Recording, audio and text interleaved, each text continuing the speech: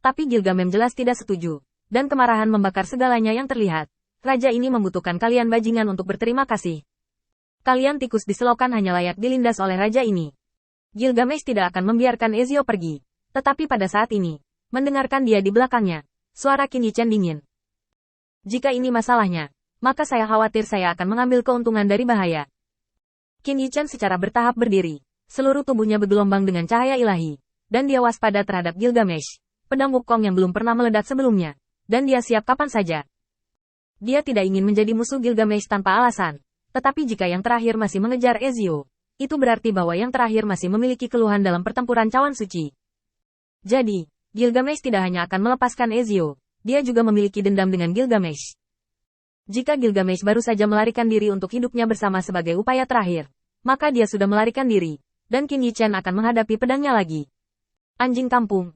Tetapi Gilgamesh masih sangat marah, dan tanpa ragu-ragu mengangkat pedang ilahi, menoleh dan memotongnya, tetapi sangat disayangkan bahwa Qin Yichen memblokirnya. Ledakan.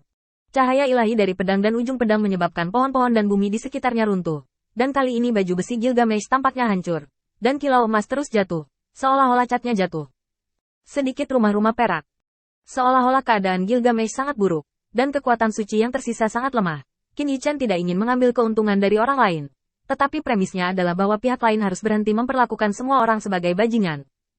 Gilgamesh menggertakkan giginya.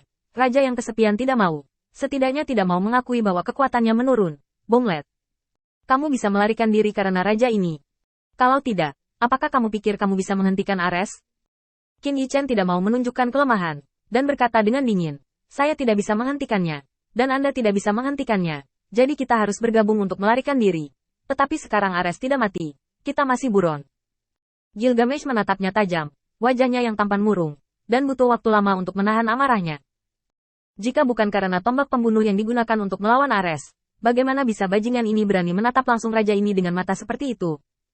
Namun, Gilgamesh menjadi tenang, dan Qin Yichen juga lega, tetapi tidak terduga bahwa Raja Ksatria Arthur pulih dari keterkejutan. Dia menemukan semua ini, dan pedang kemenangan menghancurkan yang pertama tanpa sepatah kata pun. Jill.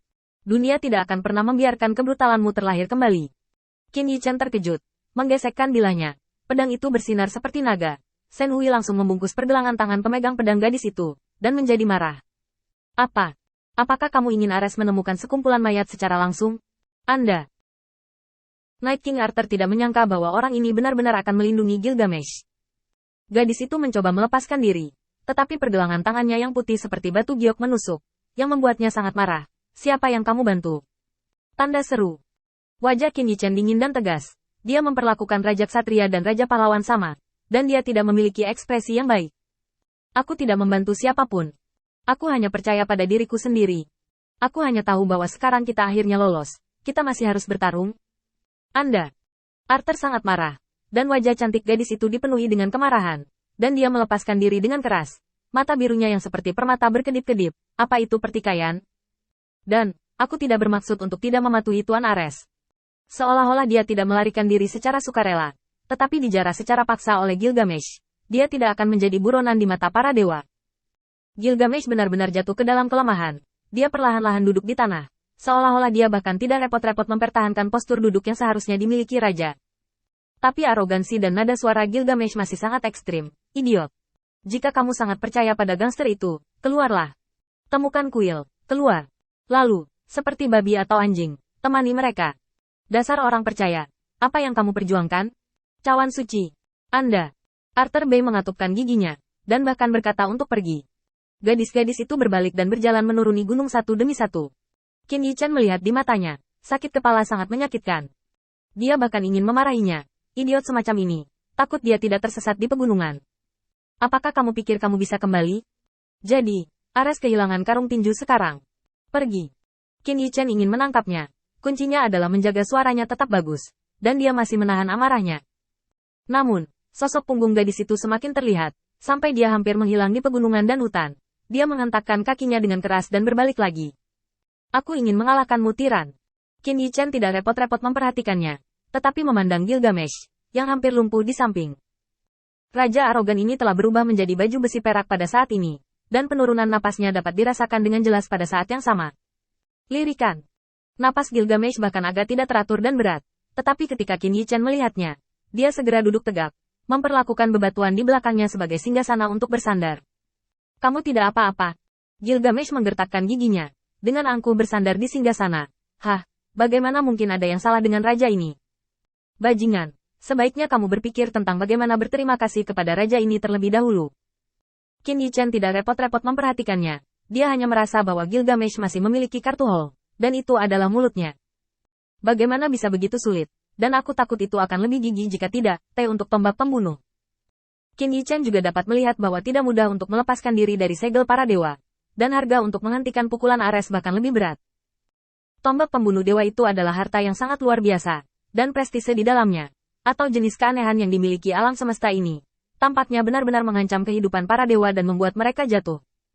Tetapi untuk menghentikan Ares, untuk melarikan diri dari tempat sialan itu, Gilgamesh hampir mengeluarkan semuanya. Kamu memang karakter. Evaluasi Qin Yichen sangat tulus.